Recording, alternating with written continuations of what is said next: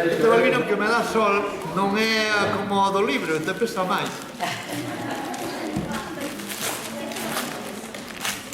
Vais a ver que son os regalos, o paquete é moi bonito e depois destrozas os embalaxes da vida.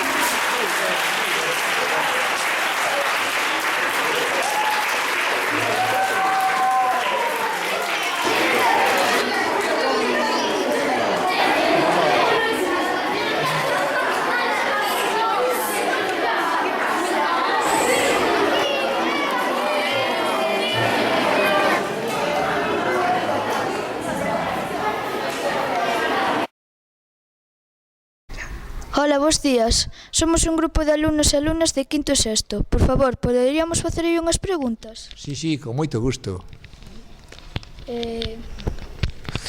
Cando era rapaz, que quería ser de maior? Non tiña unha idea moi clara do que quería ser de maior. Quería ser maior, en primeiro lugar, porque a miña idade xa os anos pasan moi rápido, porque cando un rapaz non dan pasado. Quería ser grande, quería chegar pronto a 20 anos e tardaba inmensamente.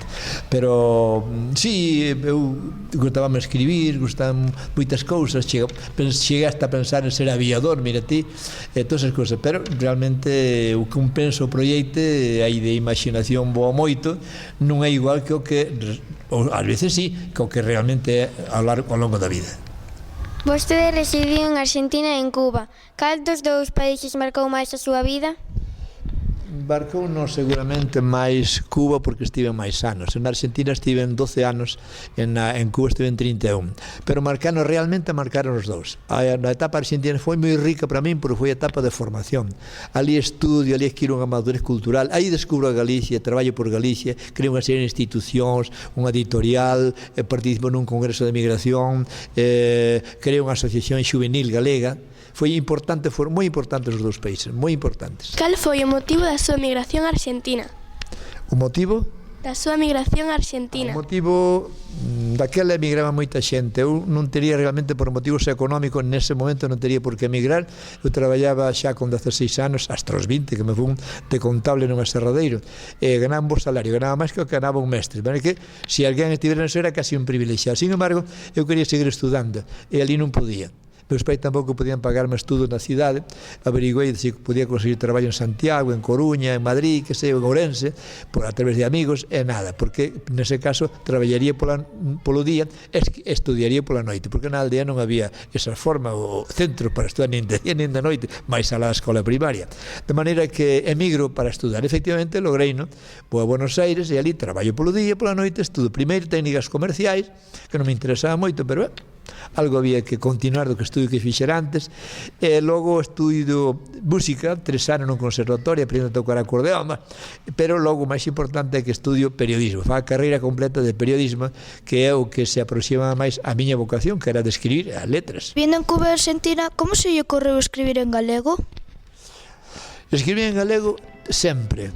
Escribí en galego nos anos que estuve na Argentina, onde empecé a escribir realmente en galego para publicar, e logo en Cuba. E foron 43 anos e o meu galego era máis rico cando volvín, incluso que cando me fun. Eu escribí en galego porque me parecía máis natural do mundo, porque eu nací en galego, as primeiras palabras, a miña lingua de infancia era galego. O castelán para nós na aldea era somente a partir dos 7 anos empezamos a ter trato co castelán, porque era a edade que daquela se empezaba a ir á escola. Pero despois, toda a miña vida era en idioma galego. Chego a Argentina e descubro a importancia histórica do idioma galego, a importancia histórica e social do idioma galego. Descubro que foi idioma de reis, como o rei Alfonso X o Sabio. Descubro que foi unha literatura, unha poesía medieval galega riquísima, importantísima, máis importante de Europa. Isto dalle prestigio. Logo, escribo en galego porque era o idioma natural de Galicia, aquí en emigración tamén. Na emigración coñeceu a moitos intelectuais. De quen garda mellor recordo? Gardo recordos entrañables dos que foron meus mestres, meus compañeiros e meus amigos, como son Luis Seoane, Lorenzo Varela, Rafael Dieste, Eduardo Blanco Amor, Alberto Vilanova, Ramón de Valenzuela, figuras importantísimas da cultura galega do século XX que foron, gardo recordo central de todos eles. Fui un alumno de todos eles nas clases que nos daban de xeografía, historia, literatura, economía de Galicia, todo eso. Así que son un recuerdo maravilloso. Teño cartas deles, de todos eles. Eu publiquei pouco un libro que se chama Cartas de Vellos Amigos, e hai cartas de todos estes antigos amigos que xa se nos foron todos. Eran todos moito maiores que a min, porque cando me a Argentina 20 anos, ele tiña 20 anos, e eles xa eran exiliados de Guerra Civil, así que eran 20 anos, 25 anos maiores que a min. momento da súa vida decidiu comezar a escribir e por qué? Cando comecei a escribir? Sí. Comecei a escribir... Mira, hai dúas etapas. Eu comecei a escribir cando tiña 9 ou 10 anos. Escribía contos, poesía, pero non pensaba ser escritor, ni xornalista, ni nada daquela. Empecé a escribir cando iba á escola, 9, 10 anos por aí. Escribía moito, escribí moitas cousas e tal, pero non pensaba que eso chegaría a publicar. Pero cando chega a Buenos Aires con 20 anos, escribía en galego sempre, tanto na infancia como en Buenos Aires. Cando escribía, pero a vez vía revistas e periódicos, empecé a publicar. Cando empecé a publicar, empecé a ver en letra de molde o meu nome, os traballos que publicaba, e me dicían que estaban ben, e todo eso, pois empecé a tomarme en serio como persoa de letras, como hombre dedicado a letras. Primeiro foron nos periódicos, moitísimo escribín en periódicos neses 9 anos, e cando de 9 anos ou 10 anos de que estaba emigrado, xa publico en libros de poesía, e logo Memoria de Neo Labrego. Xa me tomo en serio, e asumo con responsabilidade esa vocación definitiva para min, porque seguín toda a vida e seguirei escribindo. En que se baseou para escribir Memorias dun neno labrego?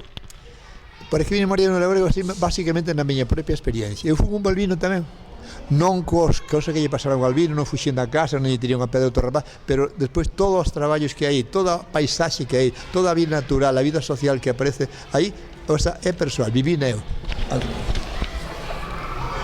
Cando publicou o seu primeiro libro, que experiencia tivo? Como se sentiu? O meu primeiro libro foi o libro de versos Dende Lonxe, que era un libro de evocación da miña familia, do meu lugar de nacemento. Publiquei no ano 1960 en Buenos Aires.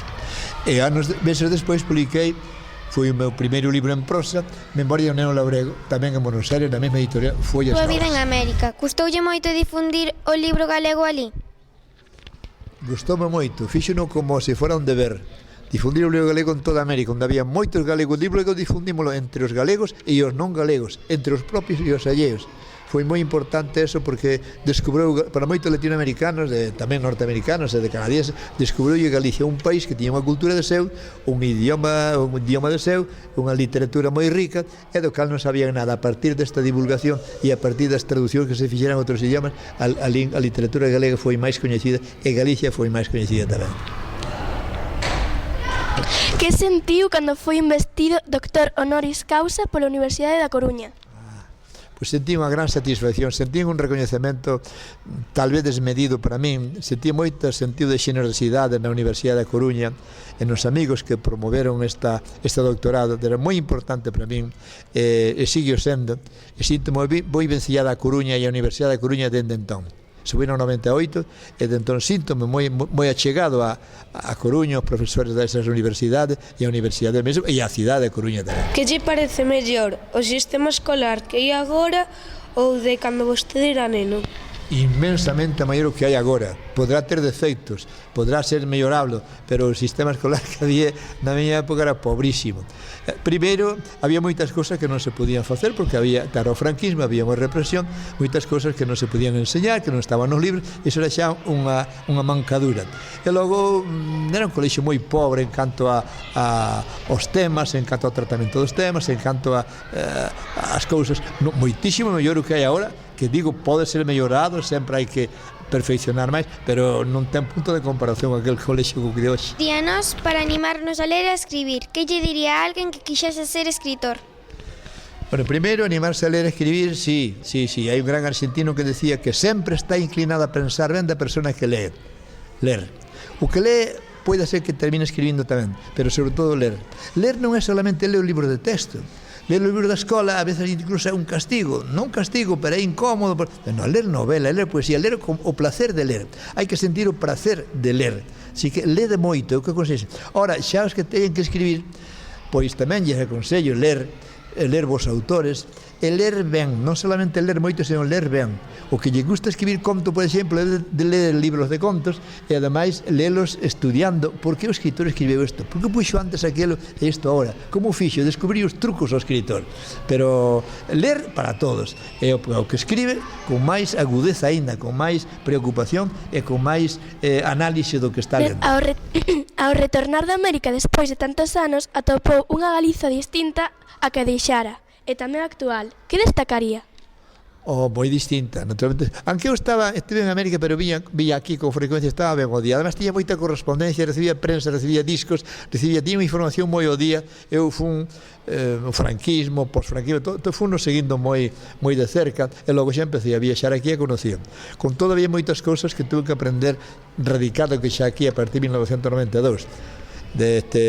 Pero sí, seguindo esa evolución, foi moi grande, sobre todo o cambio político en España, influiu naturalmente o sistema das autonomías, a implantación do galego no estudo, un pouco na prensa, un pouco na radio, un pouco na televisión. Todo eso foi cambiando sustancialmente se o comparamos co que era Galicia cando emigra. Moitas gracias pola súa colaboración e por dedicarnos o seu tempo. Pois moitas gracias a vos por esta pregunta tan simpáticas, tan inteligentes, e por esta conversa que tuve con Bosco, por estas preguntas que me fixeste cando estábamos todos xuntos, todos que asistiron aquí. Estou moi contento de haber estado no Fernández La Torre. Agradezo aos seus profesores e a vos, os alumnos, esta cordialidade, este agarimo, este recibimento tan cordial. Gracias.